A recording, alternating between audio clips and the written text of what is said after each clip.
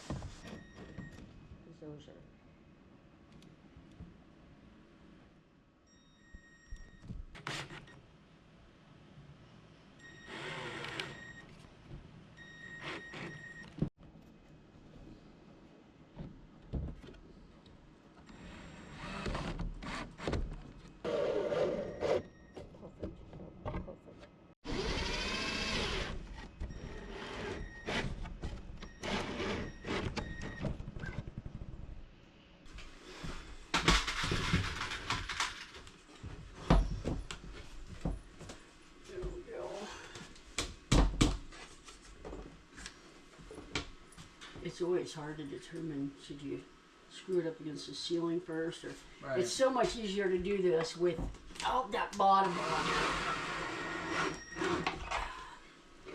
A couple of these I did put 3 in the ceiling. Oh yeah, I see that.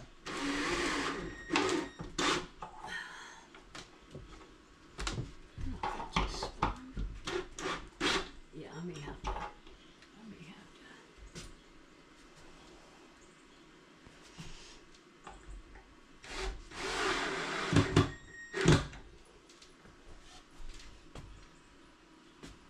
See, now there's plenty of room to put the trim. A bit of a gap there. I'm gonna push it. Mm-hmm. Yeah, let me Yeah, around this. Yeah.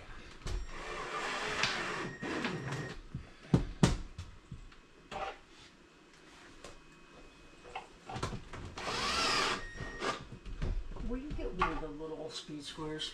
Mm-hmm.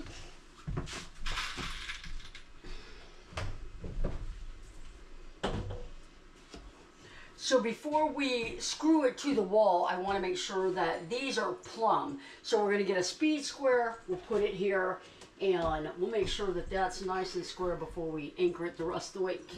Will you grab me the bigger one? Although that is dead on. Yeah, that's fine. Okay. It's dead on. Yeah, it's not moving at all.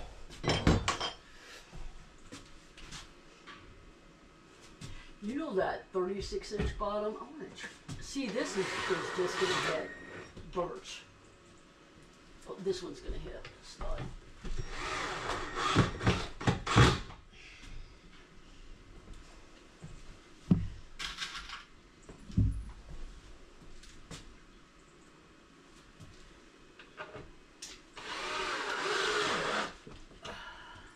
Okay, so now there's a line.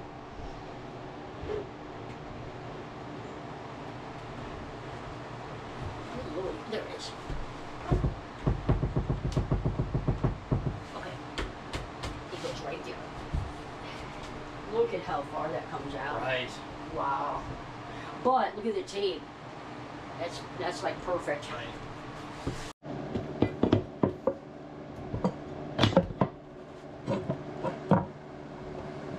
So nice. I'm going right here first. Okay.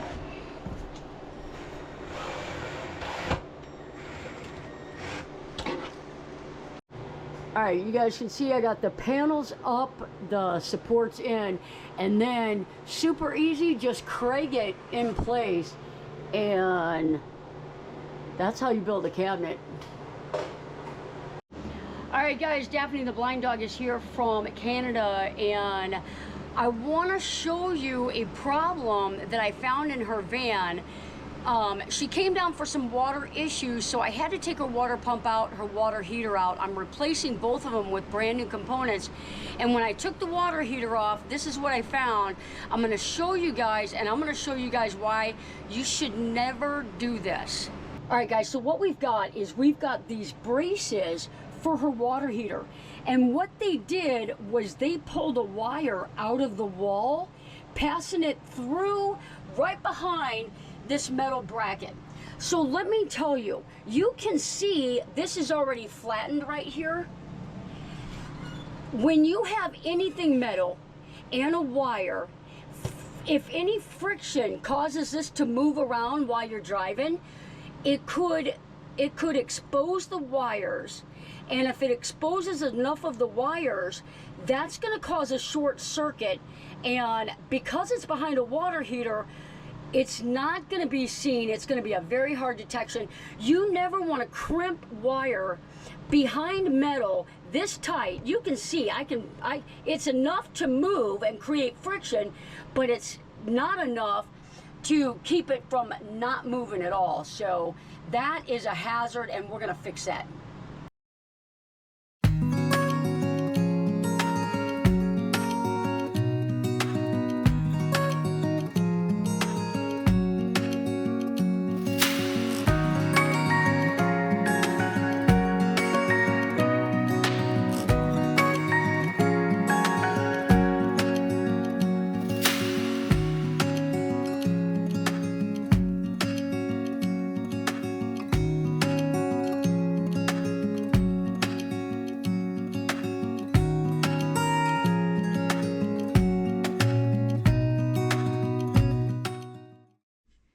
So on these frames, what I do is I route this channel out. I put them together, I Craig them together, and then I route this channel out so that my 1/8 of an inch birch can fit in there. And this is a nice flush, so that when it does close, it doesn't stick out at all. You want this flush, that way the cabinet door sits flush up against your frame.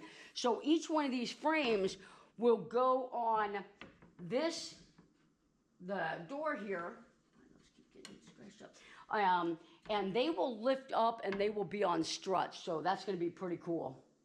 All right, so last night I finished up the night working on door frames and the frame to the cabinet on the passenger side, and I want to show you guys what I do with the frame so that I get a nice finish at the top, because that's not a 90-degree. So I take my angle finder and I find that angle, and then I take it over to my table saw and I find that same angle. So when I cut my frame, it will sit flush with that ceiling. It gives you a nice finished carpentry look. All right, guys, you'll notice behind me, I've got the refrigerator cabinet already up. And what happened was, I was getting ready to put these passenger side cabinets up, and I wanted them to start exactly where the refrigerator was gonna be, so that A, it makes them stronger, and I wanted them flush down there and have this area down here with the extra space. So we had to stop, we had to do the refrigerator cabinet, and doing the scribe, it was the exact same. We put a base down on the bottom so that it would elevate that refrigerator. And this refrigerator is the Isotherm Cruise 195. It has got the dual compressors. It's AC or DC. And I'm gonna show you guys the frame and the cabinet that I made for it. And it really turned out cool, and they're not the easiest projects, and because we did Les and Bernadette's and struggled with that, Sean and I, this one, we nailed it and we got lucky. But let me show you the venting, and let me show you how I did it. So just like the cabinets, I scribed the back wall and set it up on this base. And this base, there's going to be a drawer that pulls out there. We've already got the drawer made. And so nice finished trim here, just stainless steel screws mounting that in. It ventilates on both sides. Unfortunately, that is going to be under the bed, but we are not going to cram that full of stuff. And it also vents on this side, which is going to be under the sink area. But I'm going to put a vent in the back of the cabinet, and that should ventilate fine. The top is not secured yet, and you can see on the top, that's another one of the compressors, and I will leave that open so that'll ventilate out the top. And Les and Bernadette have this same fridge, and it does get warm. So look at this refrigerator. This is nice. That is a ton of space with a separate refrigerator, a freezer, separate freezer, and locking doors. These are really strong locking doors. See that? That is not coming open while you drive. So that turned out really nice. Sean and I did a really good job on that. And it's coming along. We got the Sirocco fan up. This thing, oh, these things are, what a godsend. They're so nice. And look at these, it won't let you hurt yourself. See that? So like if you've got kids, or you've got, like this is close to the bed, if one of them accidentally touched that, it just, yep, not gonna hurt you. That's a nice fan. I got the frames made for around the boxes, and then I'm gonna make doors for these, and we are gonna paint these a different color. You can see the one over the bedroom area is that green that she's gonna go with, real close to the same color that Jane used, but this one's a more green. All the controls next to the bedroom area here, lights with a dimmer, USB, all the reading lights, both the reading lights have a USB as well. And the reason I got USB ones is because Bev said, can I share something with you? At night, when you turn that on and you plug your phone in, you've got to look at that blue light. Now, that's not a deal breaker for everybody, but I hate having lights on. And Bev's got the mirrors in her van. She hates that as well. Oh, let me show you what we also got done. I didn't do any before pictures, but her threshold is done, and it really turned out nice. Sean did the metal work for me, and I did the flooring and the woodwork, and It really is sharp. That was a mess when they showed up. So it's starting to look like a van build here. All right, guys, I got to get busy working. Thanks for following along. We'll see you guys on the next video.